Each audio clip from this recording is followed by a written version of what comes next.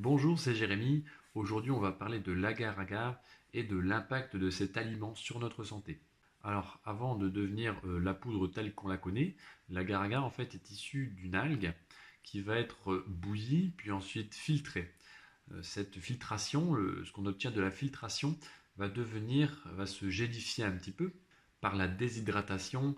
On va venir ensuite faire sécher l'excédent d'eau dans ce gel pour obtenir ce que l'on connaît, donc cette poudre d'agar-agar que l'on utilise principalement dans nos pâtisseries, dans nos plats sucrés. Alors oui, actuellement, on l'utilise plus pour des confitures, des gelées ou certains desserts.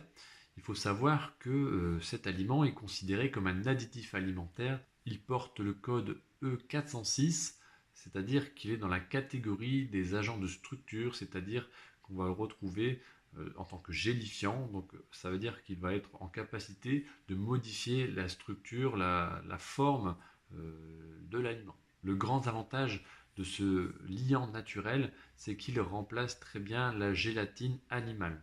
De plus, il n'a pas d'odeur, il n'a pas de couleur, donc il ne vient pas altérer de quelconque manière que ce soit le goût de l'aliment, les saveurs de l'aliment.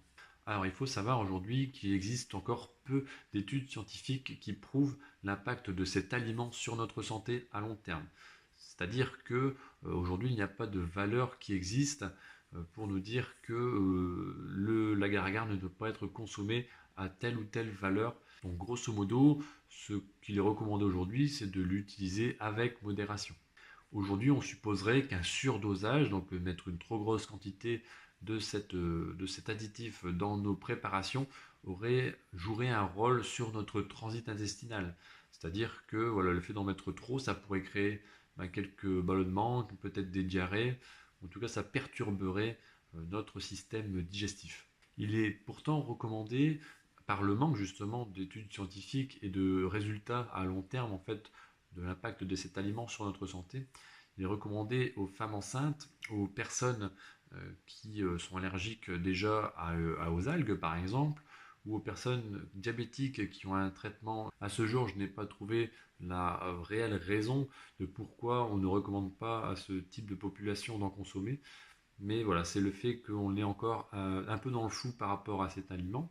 Alors il reste tout de même un additif alimentaire, c'est pourquoi il ne faut pas le mettre en trop grande quantité dans notre assiette, parce qu'on le sait tous, un additif alimentaire ne doit pas être consommé en excès. Il y a bien sûr quelques avantages qui sont là bien prouvés par rapport à l'utilisation de l'agar-agar.